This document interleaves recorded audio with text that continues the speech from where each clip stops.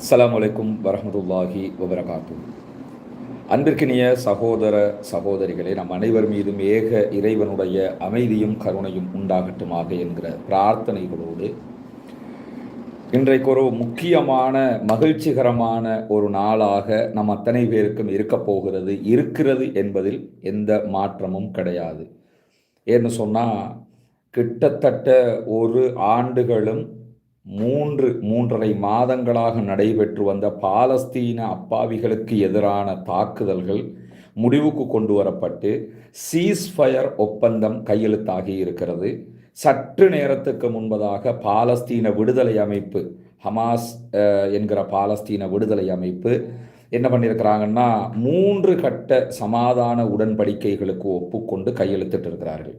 இதில் நம்ம ஹைலைட்டாக என்ன நீங்கள் கவனிச்சுக்கிறணும்னு கேட்டால், முதன்மையாகவே இந்த சில யூடியூபர்ஸ் அங்கங்கே என்னென்னா, டொனால்ட் ட்ரம்ப்புடைய மிரட்டலுக்கு அடங்கியது பாலஸ்தீன விடுதலை அமைப்பு அப்படியெல்லாம் சொல்லிக்கிட்டு தெரிஞ்ச காட்சிகளை நம்ம ஒரு 4-5 நாளாகவே பார்க்க முடிஞ்சுது. ஆனால் ஆச்சரியம் என்னன்னு சொன்னால், அவங்களுக்கு நம்ம பதில் சொல்ல தேவையில்லை. இன்றைக்கி ஆண்டனி பிளிங்கனே பதில் சொல்லிட்டாரு.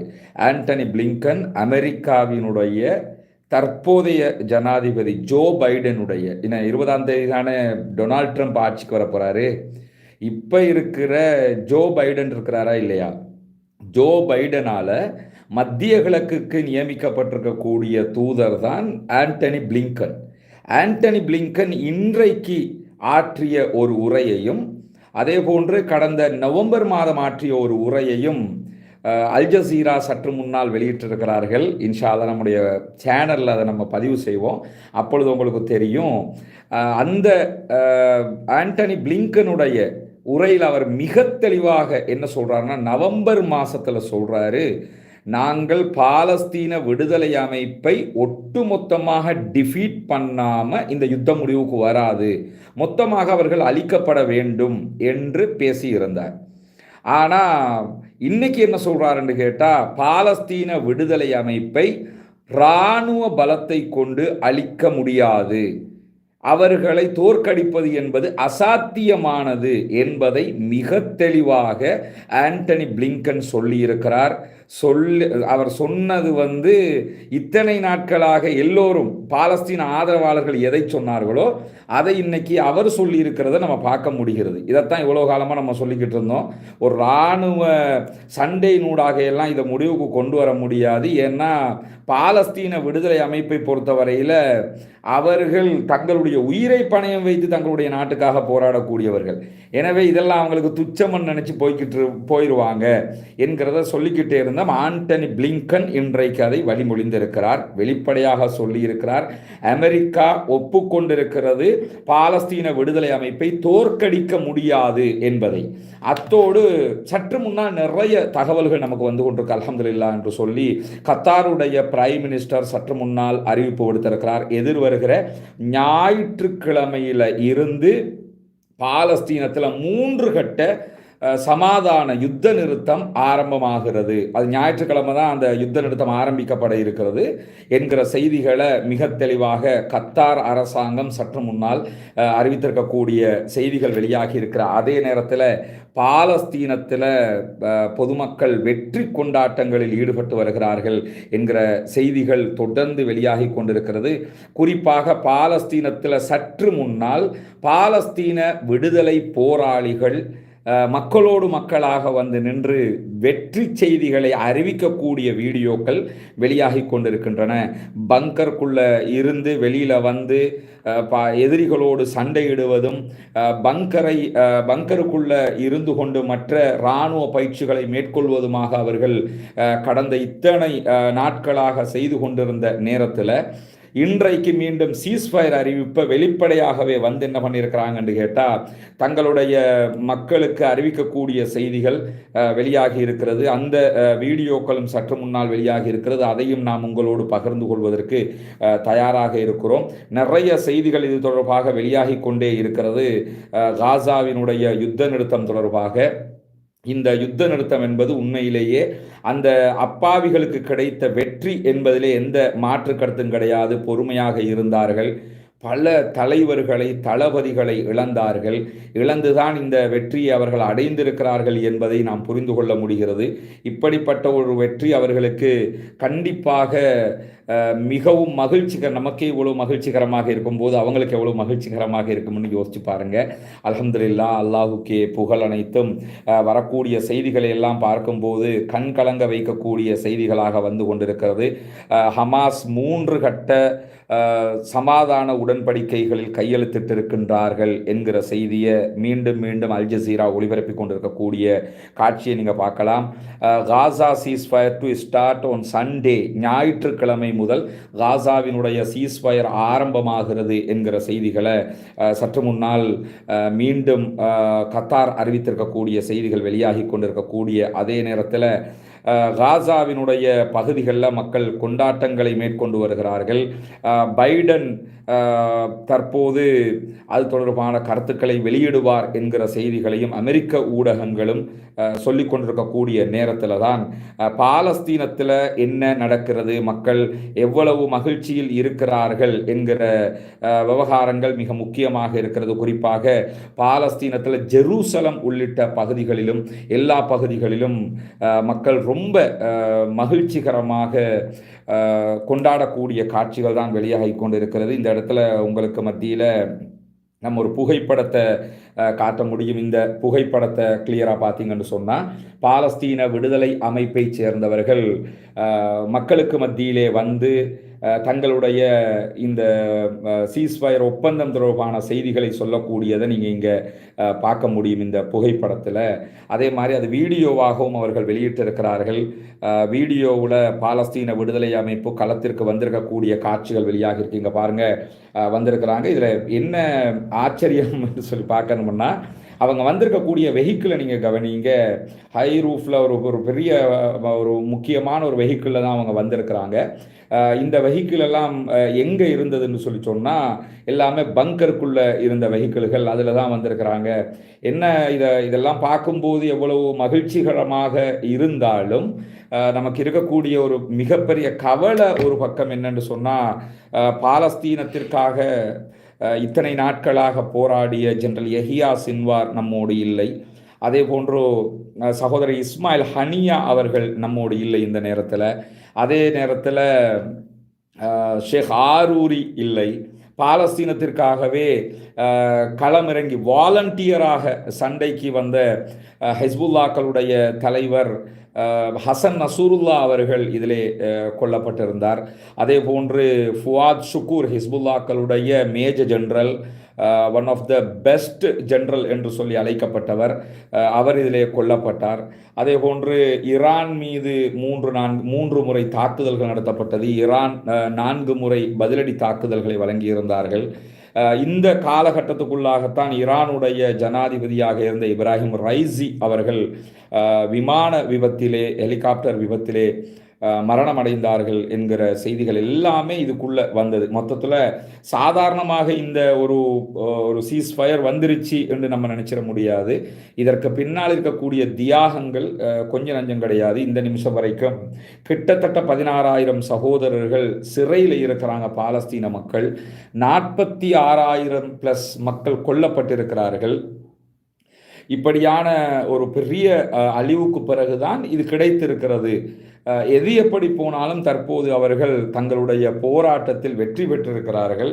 குறிப்பாக ஆண்டனி பிளிங்கன், அமெரிக்காவுடைய மத்திய கிழக்குக்கான தூதுவர், சொல்லியிருக்கக்கூடிய வார்த்தையில இருந்து அவர்கள் ஜெயித்ததை நாம் உணர்ந்து கொள்ள முடிகிறது. அவர் மிக தெளிவாக சொன்ன ஒரு செய்திதான், நாங்கள் பாலஸ்தீன விடுதலை அமைப்பை எங்களால் டிஃபீட் பண்ண முடியாது, எங்களால் அவர்களை வெற்றி கொள்ள, இராணுவத்தினால் வெற்றி கொள்ள முடியாது என்பதை மிக தெளிவாக அவர் சொல்லியிருக்கிறார்.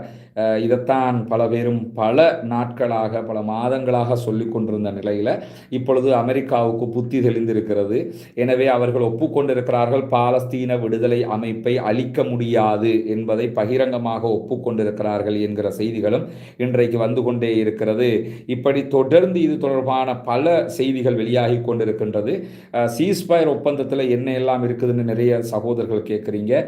இன்றைக்கி நம்ம இதுக்கு முன்னாடி ஒரு வீடியோ வெளியிட்டிருக்கிறோம். அதில் இன்றைக்குரிய அப்டேட்டட் வீடியோவில் நம்ம அது தொடர்பான அதில் என்ன எல்லாம் இருக்குதுங்கிற செய்திகளை வெளியிட்டிருக்கக்கூடிய காட்சியை நீங்கள் பார்க்க முடியும். அதே போன்று இப்போ சற்று முன்னால் ரமல்லாவில் மக்கள் இதை கொண்டாடக்கூடிய காட்சிகள் வெளியாகி இருப்பதை நீங்கள் பார்க்க முடியும். இதில் பார்த்தீங்கன்னு சொன்னால் ரமல்லாவில் வெஸ்ட் பேங்க் பகுதிகளில் ரமல்லாவில் மக்கள் வாகனங்களில் பயணித்து அதை கொண்டாடி கொண்டிருக்கிறார்கள். அதே போன்று லெபனானுடைய பகுதிகளிலும் மக்கள் இதை கொண்டாடி கொண்டிருக்கக்கூடிய காட்சிகள் எல்லாம் தொடர்ந்து வெளியாகி கொண்டிருக்கக்கூடிய செய்திகளை நம்ம பார்க்க முடியுது. நிறைய செய்திகள் இப்படி வந்து கொண்டே இருக்கிறது. குறிப்பாக இஸ்ரேலுடைய பிரதமர் அலுவலகமும் சற்று நேரத்துக்கு முன்பதாக சீஸ்ஃபயர் ஒப்பந்தத்திற்குரிய ஏற்பாடுகள் முடிவுக்கு வருகிறது என்கிற செய்தியை வெளியிட்டிருக்கக்கூடியதை நம்ம பார்க்க முடியும். இந்த நேரத்தில் நாம் நினைவூட்டப்பட வேண்டிய ஒரு வீடியோ தான் இந்த வீடியோ. அத்தனை பேருக்கும் நினைவிருக்கும் ஷேக் ஜெனரல் யஹியா சின்வார் அவர்கள் கொல்லப்படுகிற காட்சி தான் இது. அவர்கள் ஷஹீதான காட்சி இதிலே பதிவாகி இருக்கிறது. இதை நீங்கள் பார்க்க முடியும். குவாட் காப்டர் மூலமாக அவர் ஷஹீதாக்கப்பட்டார். இந்த நேரத்தில் தைரியமாக அங்கே இருந்துக்கிட்டு தாக்குதலை எதிர்கொள்ளக்கூடிய காட்சிகள் இதிலே பதிவாகி இருக்கும். அந்த சேரில் அவர் உட்கார்ந்துக்கிட்டு இருக்கிறத நீங்கள் பார்க்க முடியும். ஜெனரல் யஹியா சின்வார் அவர்கள் தன்னுடைய மரண நேரத்தில் கூட எதிரிகளோடு மிக தெளிவாக போராடியவர் என்பதை நம்ம புரிஞ்சு கொள்ள முடியும். நிறைய சகோதரர்கள் மீண்டும் மீண்டும் என்ன இந்த சமாதான உடன்படிக்கையில் என்ன இருக்குதுன்னு கேட்குறீங்க. மொத்தமாக அதில் என்ன இருக்குது என்கிற தகவல்கள் இன்னும் வெளியாகவில்லை. ஆனால் ஓரளவுக்கு வெளியான தகவல்களை இன்றைக்கு இரவு நம்ம வெளியிட்டிருக்கக்கூடிய அப்டேட்டட் வீடியோவில் நிறையவே பேசியிருக்கிறோம். 3 கட்டங்களும் எப்படி வரப்போகிறது என்கிறத பேசியிருக்கிறோம். தயவு செய்து நீங்கள் அதில் பார்த்தீங்கன்னு சொன்னால் நல்லா இருக்கும். அதில் போய் பாருங்கள். அந்த சீஸ்ஃபயரில் என்ன இருக்குதுங்கிறது புரிஞ்சு கொள்ள முடிகிறது. சுருக்கமாக சில செய்திகளை நம்ம சொல்கிறதாக இருந்தால், அந்த சீஸ்ஃபயர் ஒப்பந்தம் தற்போது முடிவுக்கு வந்திருக்கக்கூடிய ஒப்பந்தத்தில் முழுமையான தகவல் கிடையாது. இப்போ நான் சொல்ல போகிறது ஒரு சில தகவல்களை தான் இந்த இடத்துல நான் சொல்ல முனைகிறேன். அதில் முதலாவதாக முதல் கட்டத்தில் 42 நாட்கள் சமாதான உடன்படிக்கை. முதல் கட்டம் 42 நாட்களாக இருக்கும். கிட்டத்தட்ட 1.5 மாதங்களாக அது இருக்கும். அந்த 1.5 மாதங்களுக்குள்ள பெண்கள், சிறுவர்கள், குழந்தைகள், அதே போன்ற 50 வயதுக்கு மேற்பட்டவர்கள் என்று சொல்லி 33 பேரை பாலஸ்தீன விடுதலை அமைப்பு வெளியிடும், அதாவது விடுதலை செய்வார்கள். அதில் அந்த ஒவ்வொருவருக்கும் 30 பேர் ரிலீஸ் பண்ணப்படுவாங்க.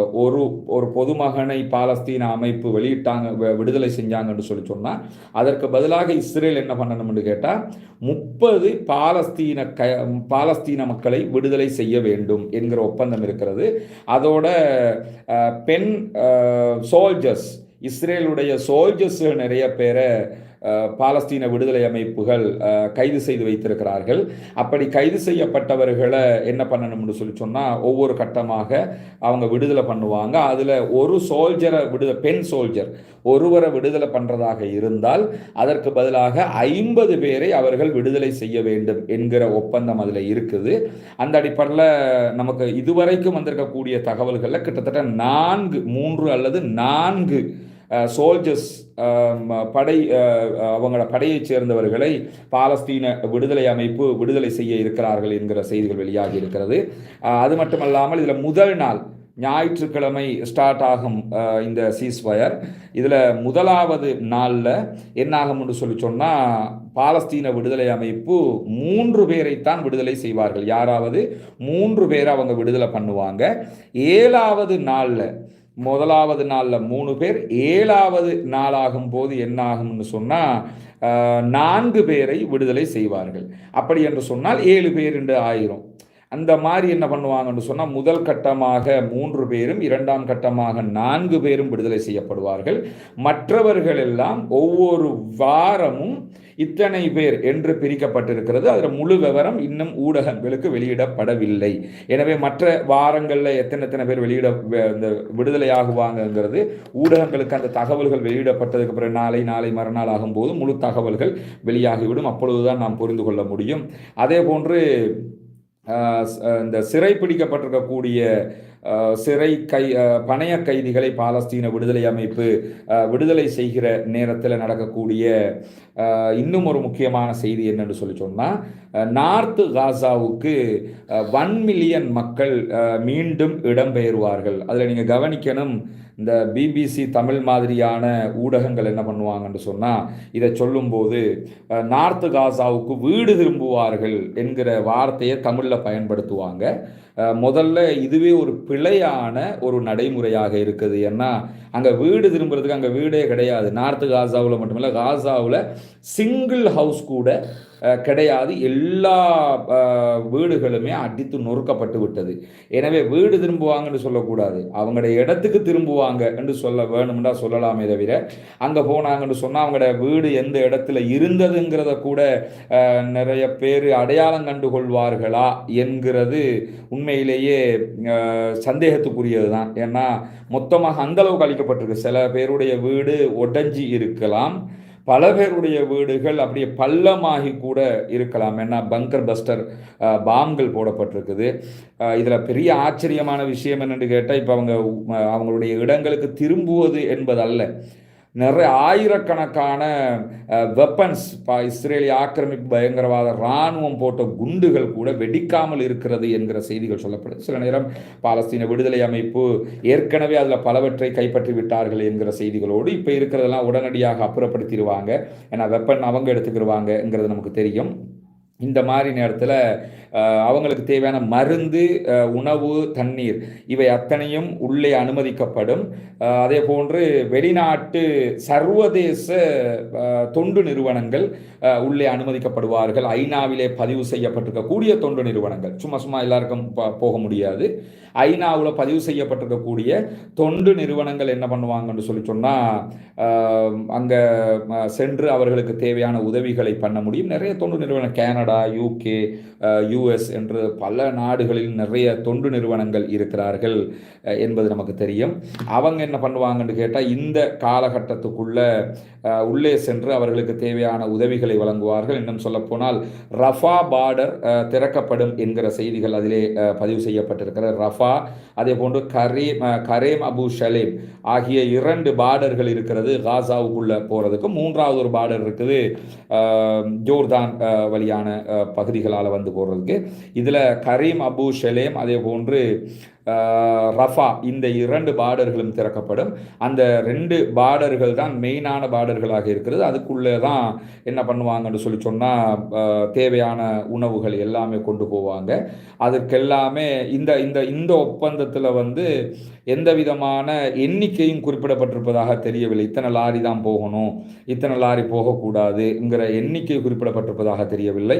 இதுவரைக்கும் ரஃபா பார்டரில் எகிப்து எல்லையில் கிட்டத்தட்ட 20,000க்கு மேற்பட்ட ட்ரக்குகள் நிலைநிறுத்தப்பட்டிருக்கிறது, உள்ள அனுமதிக்கப்படாமல் இருந்தது. எனவே அதெல்லாம் அனுமதிக்கப்படும்.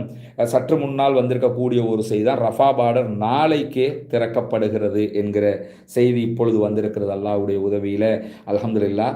ரஃபா பார்டர் நாளைக்கு திறக்கப்படுகிற போது நாளைக்கு அவர்களுக்கு தேவையான உணவுகள், மருந்துகள் எல்லாம் விரைவாக உள்ளே கொண்டு போவதற்கான வாய்ப்புகள் கிடைக்க இருக்கிறது. மாஷா அல்லாஹ், அல்ஹம்துலில்லாஹ். அதே போன்று நிறைய கேள்விகளை சில பேர் முன் வச்சுக்கிட்டு இருக்கிறீங்க, அதுக்கெல்லாம் பதில் சொல்கிறேன். முதல்ல இந்த வரக்கூடிய தகவல்களை நம்ம சொல்லிக்க வேண்டி இருக்கிறது. காசா போர் நிறுத்தம்ங்கிறது தற்போது ஐநாவினுடைய பொதுச் செயலாளர் குட்ரஸ் என்ன பண்ணியிருக்கிறார் என்று கேட்டால், அதை வரவேற்று ஒரு ட்வீட் போட்டு இருக்கிறாரு. அதே போன்று உடனடியாக UNRWA அது போன்ற நிறுவனங்களுக்கான தடைகளை இஸ்ரேல் நீக்க வேண்டும் என்கிற கோரிக்கையும் அவர் விடுத்திருக்கிறார்.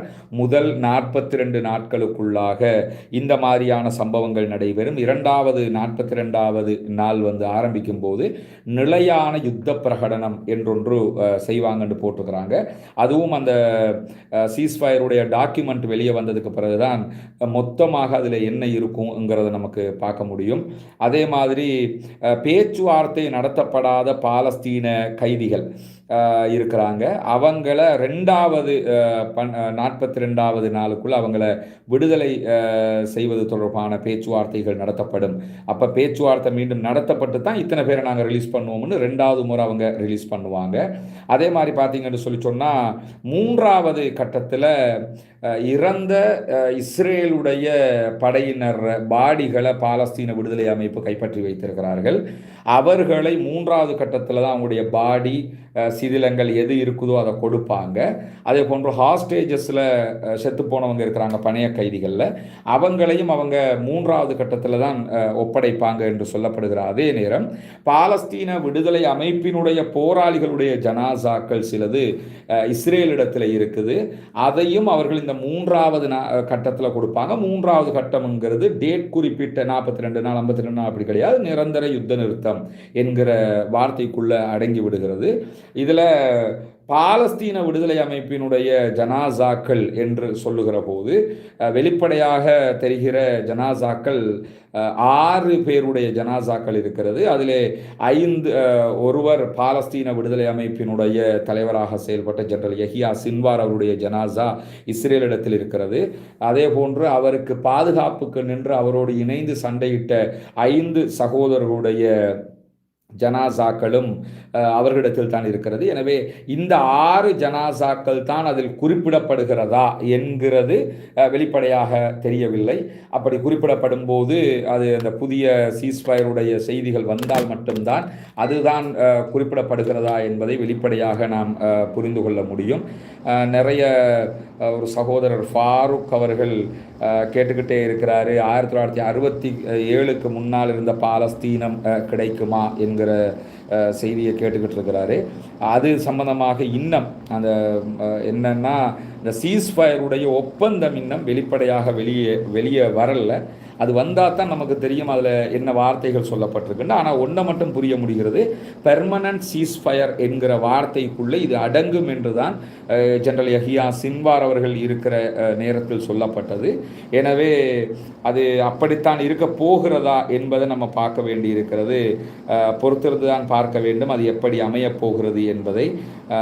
அந்த செய்திகள் வரும்போது அதான் நாளை ஆகும்போது தான் நமக்கு முழுமையான செய்தி தெரியும். இப்பொழுது வந்திருக்கக்கூடிய செய்தி தான் ரஃபா பார்டர் திறக்கப்படுகிறது நாளைக்கு என்கிற செய்தி. அதுவெல்லாம் ரொம்ப மகிழ்ச்சிக்கான ஒரு செய்தி. துருக்கி அரசாங்கம் இந்த சீஸ்ஃபயரை நாங்கள் வரவேற்கிறோம் என்கிற ஒரு செய்தியை தெரிவித்திருக்கிறார்கள். அதுவும் தற்போது வெளியாகி இருக்கக்கூடிய ஒரு செய்தியாக இருக்கிறது. அதே போன்று காசாவிலே மக்களுடைய மகிழ்ச்சி கொண்டாட்டங்கள் தொடர்பான நிறைய வீடியோக்கள் வெளிவந்த வண்ணமே இருக்கிறது.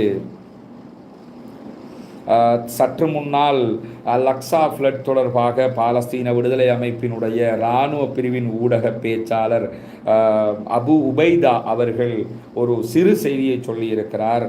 அனைவருக்கும் சலாம் என்கிற செய்தியை குறிப்பிட்டு அல்லாஹு தாலாவை புகழ்ந்து போற்றியவராக, நபிகள் நாயகம் ஸல்லல்லாஹு அலைஹி வஸல்லம் அவர்கள் மீது ஸலவாத்து சொன்னவராக, இந்த போராட்டத்தில் பங்கெடுத்த அத்தனை பேருக்கும் நன்றி என்கிற ஒரு வார்த்தையை அவர் சொல்லியிருக்கிறார்.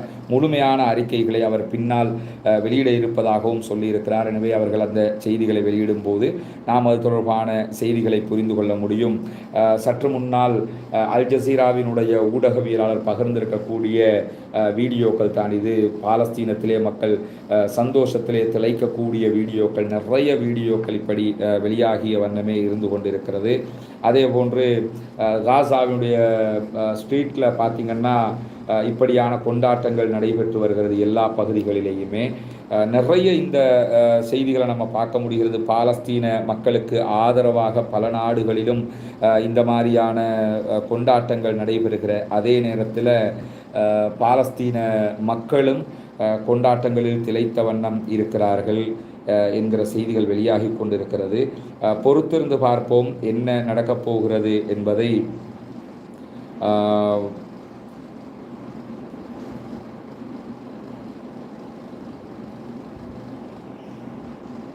சற்று முன்னால் இன்னும் ஒரு முக்கியமான செய்தி வெளியாகி இருக்கிறது. என்னென்னா சீஸ்ஃபயர் தொடர்பாக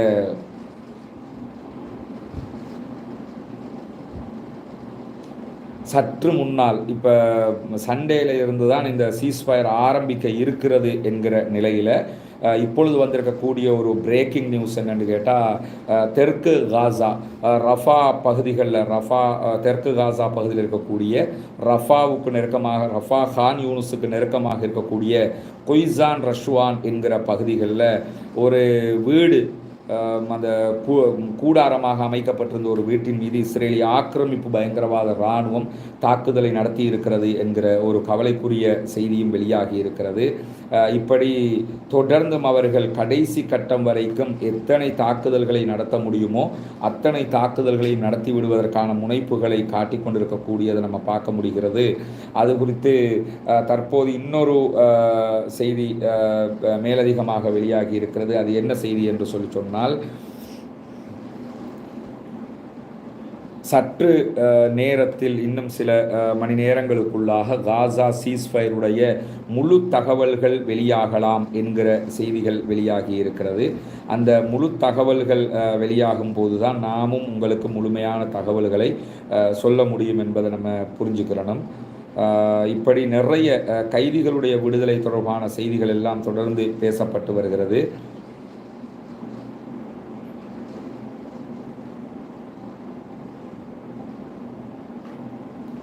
கைதிகளுடைய பெயர் பட்டியலை பாலஸ்தீன விடுதலை அமைப்பு வழங்கி இருக்கிறது என்கிற செய்திகளும் வெளியாகி கொண்டிருக்கிறது.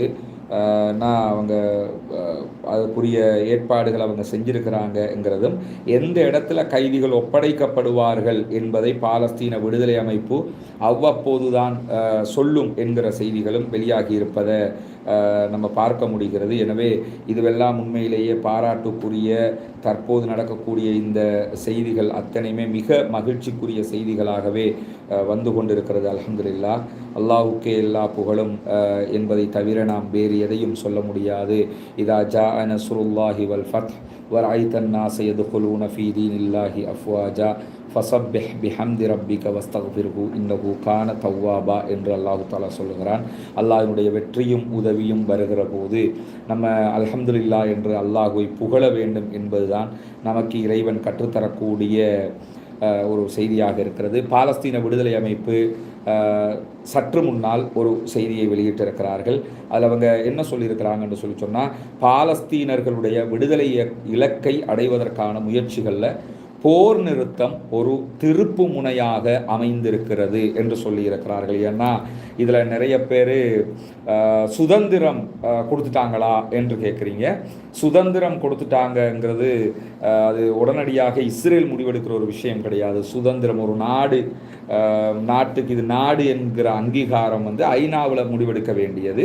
ஆனால் பாலஸ்தீன விடுதலை அமைப்பினுடைய இந்த செய்தியில் நமக்கு ஒன்று புரியுது என்னென்னு கேட்டால், விடுதலை இலக்கை அடைவதற்கான முயற்சிகளில் போர் நிறுத்தம்ங்கிறது மிக பெரும் திருப்பு முனை என்கிற ஒரு செய்தியை சொல்லியிருக்கிறாங்க.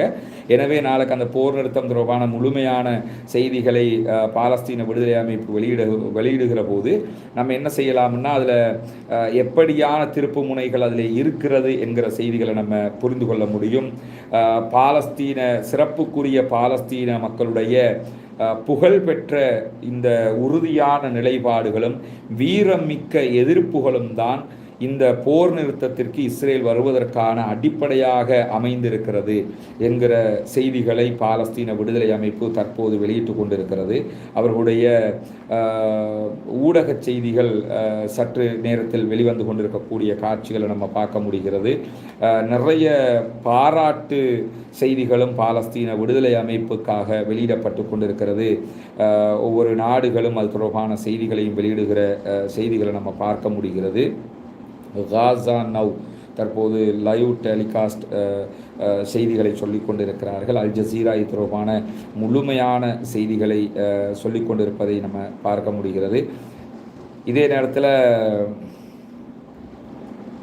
சற்று முன்னால்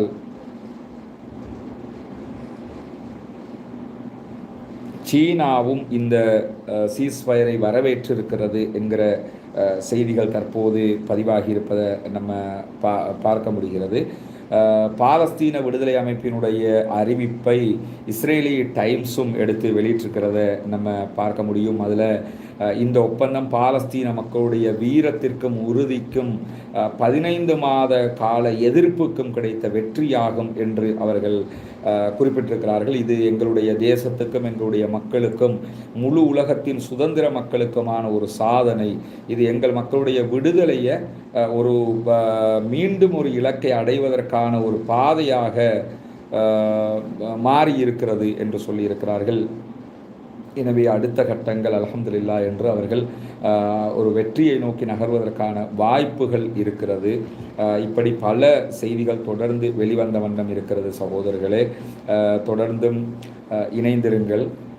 இன்ஷா அல்லாஹ் இது தொடர்பான செய்திகளை அடுத்தடுத்த நேரலையில் நம்ம உங்களுக்கு கொண்டு வந்து தருவதற்கு தயாராக இருக்கிறோம். நிறைய செய்திகள் வெளிவந்த வண்ணம் இருக்கிறதுனாலையும் மக்கள்கிட்ட போய் இந்த சற்று முன்னால் வெளியாகி இருக்கக்கூடிய ஒரு வீடியோவை நீங்கள் பார்க்கலாம். பாலஸ்தீன விடுதலை அமைப்பைச் சேர்ந்தவர்கள் மக்களுக்கு மத்தியிலே வரக்கூடிய காட்சிகளையும் அவர்கள் வெளியிட்டிருக்கிறார்கள். ஸ்வீட் கொடுக்கக்கூடிய காட்சிகள் வெளியாகி இருக்கிறது. ஞாயிற்றுக்கிழமை தான் இந்த யுத்த நிறுத்தம் ஆரம்பிக்க இருக்கிறது என்கிற நிலையில் நம்ம முழுமையான ஒரு மகிழ்ச்சியை இப்போவே அடைஞ்சிடவும் முடியாது. ஏன்னா அதற்குள்ளாகவும் இஸ்ரேலிய ஆக்கிரமிப்பு பயங்கரவாத இராணுவம் தாக்குதல்களை நடத்துவதற்கான வாய்ப்பு இருக்கிறது என்கிற செய்திகளை நம்ம புரிஞ்சுக்கிறணும்.